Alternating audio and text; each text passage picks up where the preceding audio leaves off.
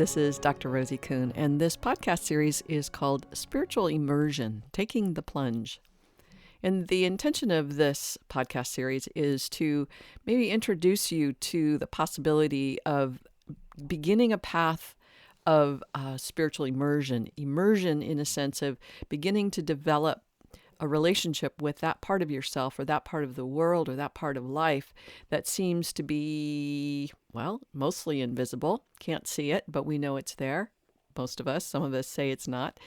And finding our way into a relationship with our spirit self. And so the spiritual immersion element is stepping into it at your own pace. And the taking the plunge is the willingness to devote or dedicate or connect or commit to, I'm gonna start this and see what happens. So taking the plunge is the commitment to stepping into it, toe by toe, as little as is comfortable for you. So that's the intention, is to give you my perspective, my narrative, my experience, my orientation with this process, and hopefully it makes a difference for you in potentially inspiring you to take this investigative, explorative adventure for yourself, with yourself.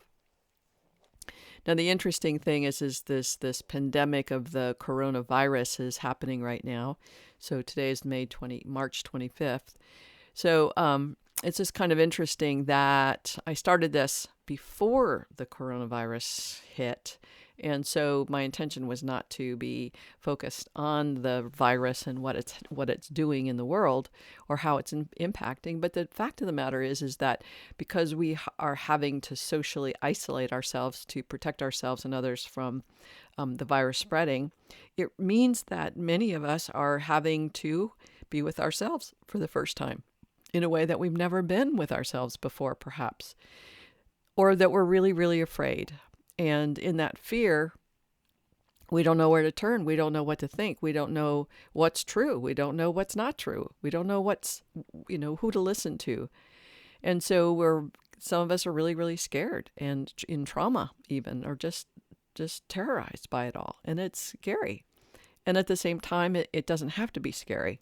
And that's part of what we're doing here today, is talking about all of that. In a sense that we're in this state again where many of us are not who we thought we were. And we're now in a situation where we might have to give up all the things or a lot of things that we thought were important to us and manifest something different. An interesting term I've heard from a number of people, and I really appreciate it, is like, this is a reboot.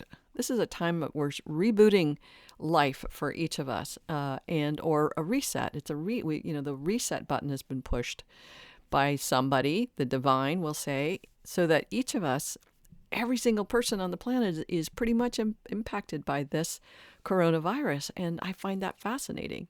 And so in that is we're each asked to step into a relationship with ourselves as we be in relationship with ourselves and how we entertain ourselves or be with ourselves during a particular period of time. So in some ways, we are having to get clear about what it is we want in our life. We want to get clear about how do we, if we are in a state of scariness or fear or anxiety, how do we actually manifest something other than this? How do we get ourselves out of this state of anxiety? I was in a state of anxiety and dread probably for 97% of my life. It's going to be 68 in a couple of weeks. And it was like, I don't want to live in that dread anymore. I don't want to live in that. It was an absence of joy. I'd have moments of joy in my life, but generally speaking, there was an absence of joy. And how do I shift that? How do I make it different? And so at times it might feel like it's pretty impossible to do that. And the point or intention of this podcast series is to say it's not impossible. And the reality, if we look around and we look at the world that's facing us, it's pretty scary. It's pretty vengeful. It looks like it's attacking us. We look like we feel like we're victims. And all of those are perceptions. Those are all ideas and thoughts that we have. And the more that we think them, the more we think them real. And it's really hard to have what I call the paradigm shift, which is to think differently and to ask to see it differently, and then to follow through with, okay, I'm being seen. I've been given opportunities to see this differently. Now I actually have to commit to training myself to see it differently. The Course in Miracles, or A Course in Miracles is what it is. There's a Course in Miracles, and part of what the Course is about is helping people be able to see things differently. And it's a step-by-step, day-by-day course so that you can see how you're creating what you create, so that you can begin to choose to create something different. And this is a big deal for us. And we talk about it, the law of attraction has been around, the secret has been around, various different programs to help people manifest what they want have been in the world for a very long time. Most of us will go, yeah, that's what I want. But most of us are not devoted or committed enough to actually take the steps and train ourselves to go to the next level of this practice, so that we actually are in a state that we're wanting versus fear, dread, anxiety. So what is it that you want enough that you're willing to actually practice and step into something? So lately, my general way of meditating, we'll call it meditating, is to read something. Usually I'm reading either Course in Miracles or the book Oneness, and I read something and it's talking to me specifically. I'm hearing something and I'm really attending to the experience of being me with what it's saying. And that's been really, really beautiful to help me get to know myself and get to know where I create constraints, where I create limiting thoughts, where I buy into limiting thoughts, and where I can begin to choose other thoughts. So that's one way of beginning this process, is to pick up a book, the Bible, the Quran, the Torah, the whatever books that are there for you that inspire you to see who you are and relate to who you are, and begin to cultivate a greater sense of empowerment in being you, and not only empowerment in manifesting, wealth and relationship, but manifesting greater capacities to love yourself and others. One of the things that in the Course in Miracles, not the Course in Miracles, but in Oneness, it says the highest vibrational results are always forthcoming. So vibrational results are what is something that can come to you because you are open to receiving it.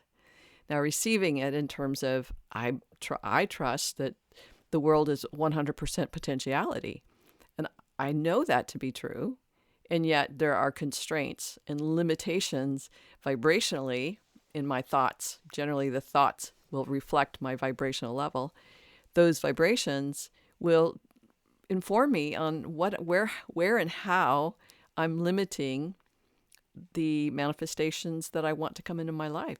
Love, like I said, peace, generosity, compassion, abundance, prosperity. I want all those things to come into my life. And so what's the highest vibration? The highest vibration is always forthcoming. So if I'm not experiencing the degree to which I want that abundance of love and peace and prosperity, then something's missing in me. Something's missing in my willingness to look at what's my thinking about this? What's my limiting orientation that has this particular vibration not show up yet? Or it shows up on occasion, but it isn't sustainable. So the intention of this process of spiritual immersion, taking the plunge, is we begin to ask ourselves those questions, but not only rhetorically ask those questions, well, there must be something that's in my way. All right. But to say, okay, so what is in the way? What is the thought? What are the perceptions and interpretations that I'm holding that not only that I'm holding on to, but limit my capacity to receive what I want to receive. So I'm going to pretty much end it for here. I'm going to pretty much end it here for today, and we'll continue this again. But just again, that sense of here we are in this really interesting opportunity for each of us to reboot and to reset ourselves and say, what is the highest vibration that I want? What is my highest intent in the world? What am I doing here? What is the purpose of my life? Not in terms of I'm going to make $1 million or $100 or I'm going to have children, but what's the intention of all of that or any of that? Those are the questions to begin to ask yourself. And my intention too is to be here with you to support you and empower you through this process so that you don't feel alone in this this undiscovering, unrevealing of yourself in this process. All right. If you have any questions, please leave comments or call me or email me at rosie@theparadigmshifts.com, and I'd be happy to respond. You can go on my website, theparadigmshifts.com, and check out blogs, books, videos.